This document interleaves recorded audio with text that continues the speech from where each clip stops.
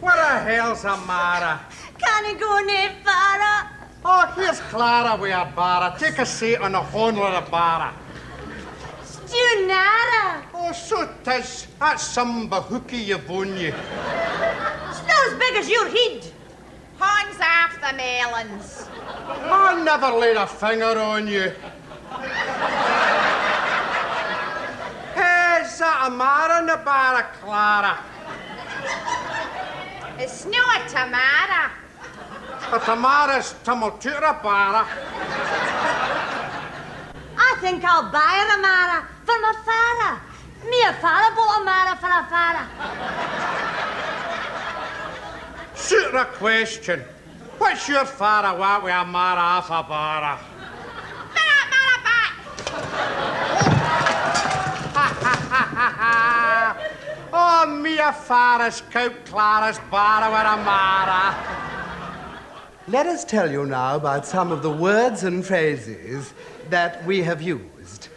The young man, or fly fella, as he is usually called in our language, betrays some concern about the young lady with whom he has been strolling. He inquires solicitously, What the hell's a marra? what exactly is incommoding you?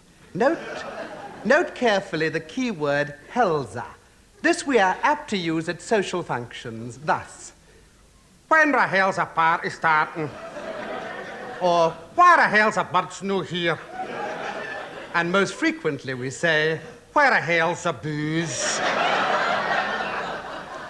but back to our sketch. You remember that the young man made a certain interesting allusion to the rearward contours of the young lady. That's some bahookie you've won you. Let us examine the phrase Yavonia. This introduces the descriptive words vone, zone, and tone. These invariably relate to the physiological aspects of a person. Yes, so that a young man about town wishing to be better acquainted with a young lady will say, Somebody she's zoner. But his friend, more fastidious than he, might observe, look at the fat owner. and of course there is the phrase that we use quite often, What a kite you've won you. generally addressed to a gentleman who has free lunches at the city chamber. Now we come to the really dramatic part of our sketch, when the fly fella discovers the vegetable marrow reposing on the barrow. At once he utters the lovely phrase, Is that a marra in the barra, Clara?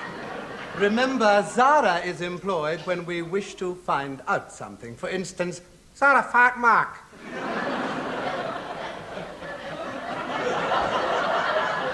is that the case, sir? Again, we may be puzzled as to a person's identity. Again, we use the word Zara. Is that a bird or a hairy wally?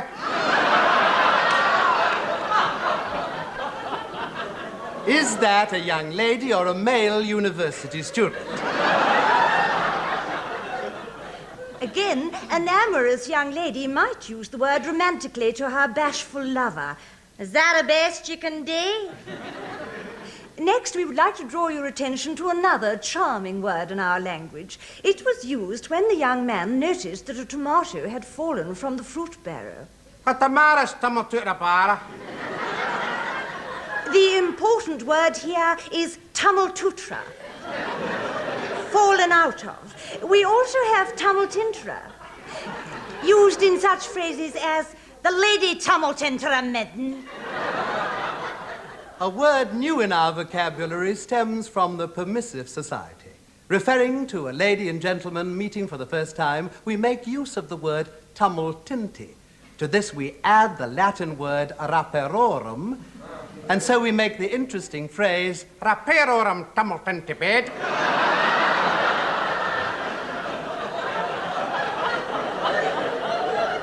When the girl in our sketch wished to purchase the marrow for her father, her escort told her plainly, Suit the question. But now we are rather anticipating next week's lesson. Yes. Which deals with the Kama Sutra and all its variants, and a semantic examination of the Rubaiyat of Omar Khayyam. If you can think of any examples of the Sutra syndrome yourself, please post them to BBC, Queen Margaret Drive, Glasgow W2. Don't forget Sutra. Your bum sutra windy. Your bum. Ta-ta-da-doo.